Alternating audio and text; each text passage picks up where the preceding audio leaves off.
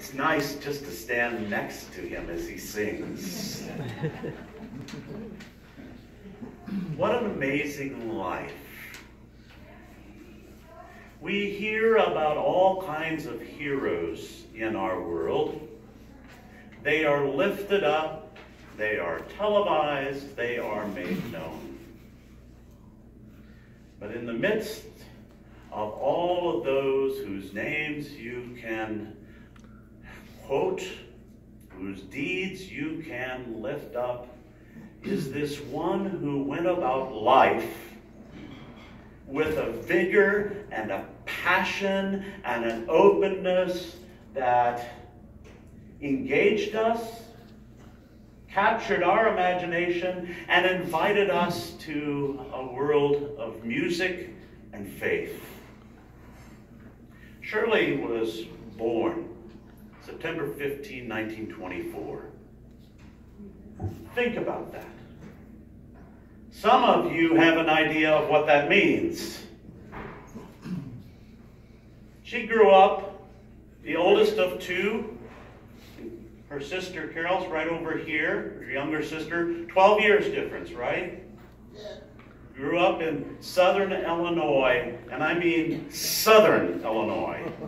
Where? Golconda, down in that neck of the woods. You know what? We think of ourselves here as southern Illinois, and we take exception with Chicago when they think they're the whole state. But you get down to Golconda, yeah. There's a different twang about the words down there. There sure is. They grew up in a home where Dad was a shoemaker. He was a cobbler in the old language, and very good at it. He made shoes for the Alton Giant, Robert Wadlow. And those weren't little shoes. I looked it up. They were size 37. 37. I mean, it took a cow to make a shoe. But he was very good at his craft.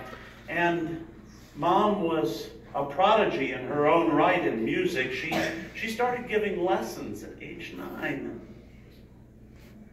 But oddly enough, she didn't give lessons to Shirley.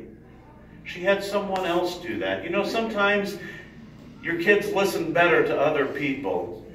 My kids listen better to other people, still. And they're in their 20s and 30s.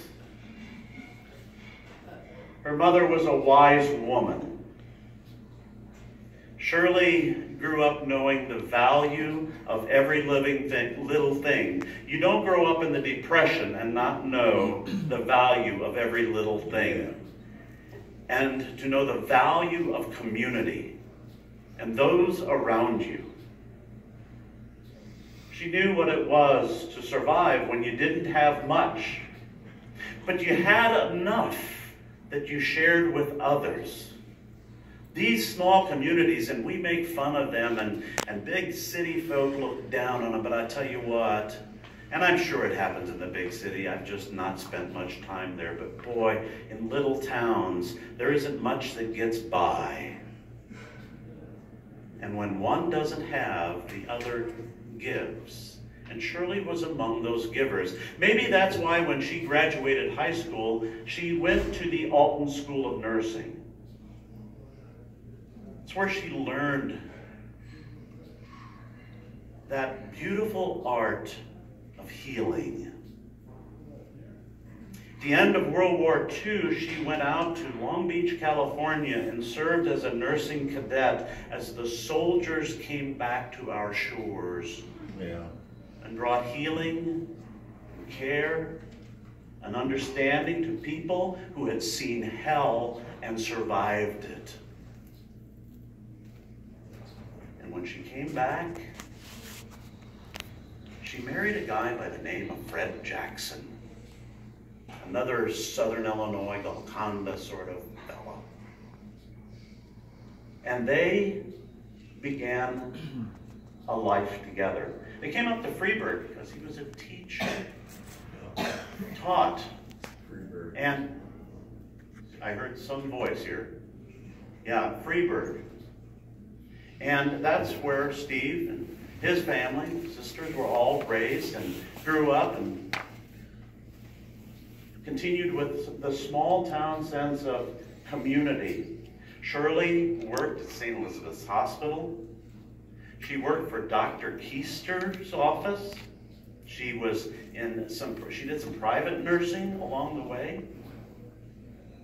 She was a caregiver, and she did not know a stranger. She brought that with her here, didn't she, when she came to this place? But this was more towards the end of her journey. She's got a long way to go yet. She served as a mother, a house mother, for the fraternity house Delta Tau Delta at Westminster College. If you want to know what how patience is defined, be the house mother in a fraternity of young men. But they loved her. One of those of which I am aware, Greg Richards, still continues to call her mother to this day, call her mom. And he lives in New York now. It's an amazing thing. It's an amazing thing. She played the organ at Westminster. Now, that was in the Churchill Memorial Chapel there. And that organ was brought to Westminster in pieces from London. It was assembled there, and she had the opportunity to open it up and rattle the windows for folks like Ronald Reagan and Mikhail Gorbachev. She knew what it was to play before George Bush and Churchill's daughter.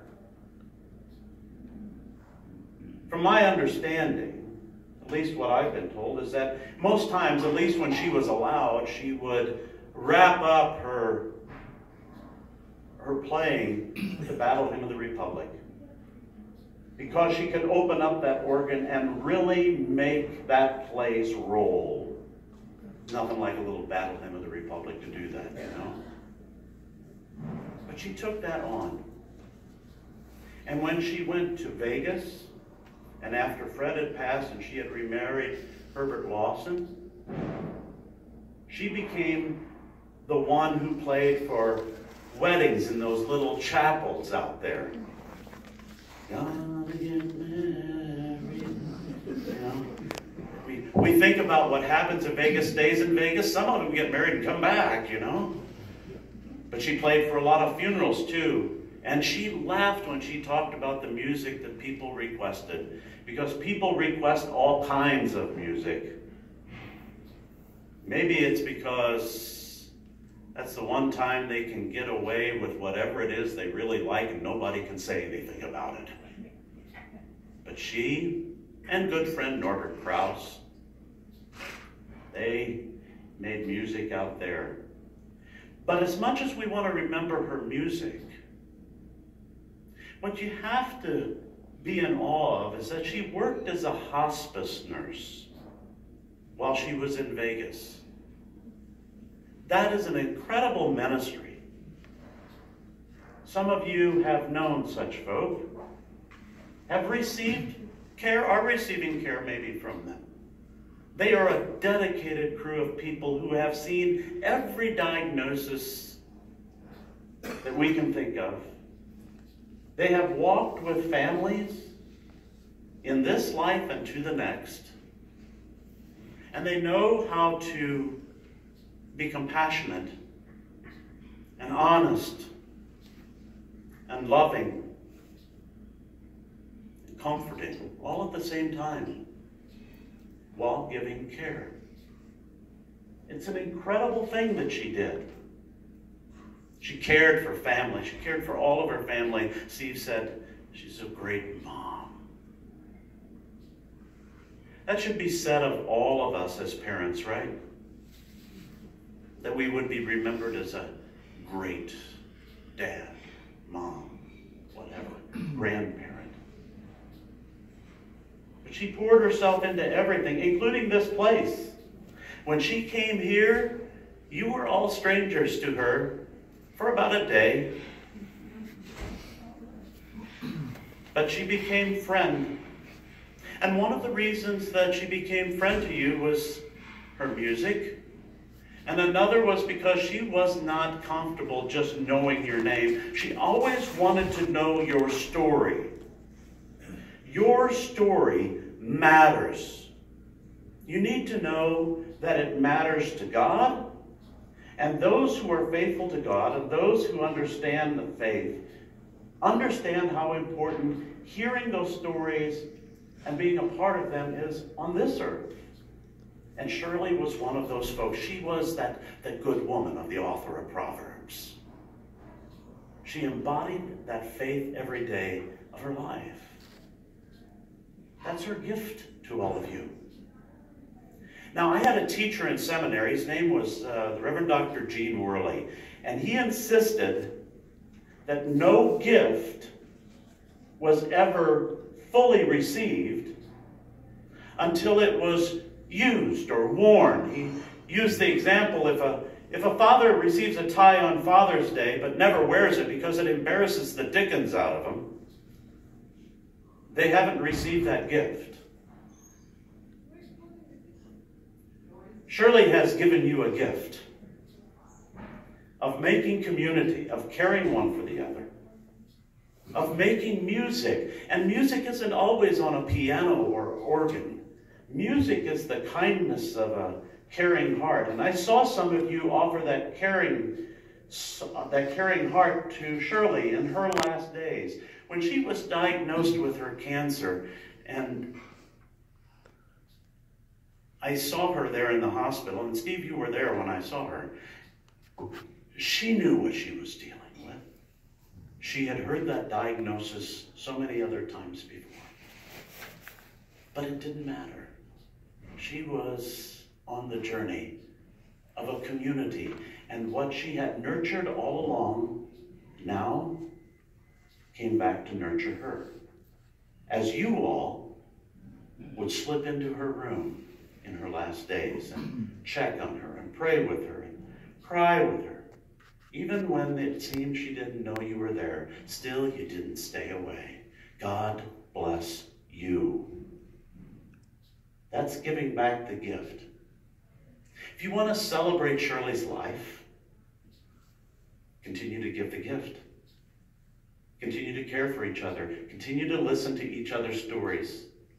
Even when folks tend to tell them over and over and over and over and over again the same story. Maybe there's a reason they keep telling them over and over and over again. And make music. Make music.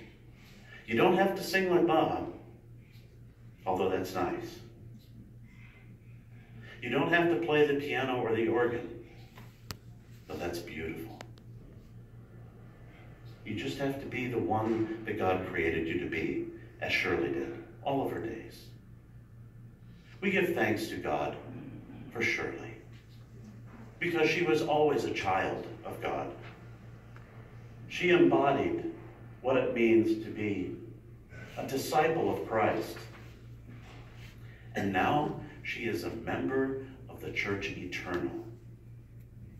Thanks be to God for her presence, her ministry, her friendship, her parenting, her being a sister, a grandparent, a friend.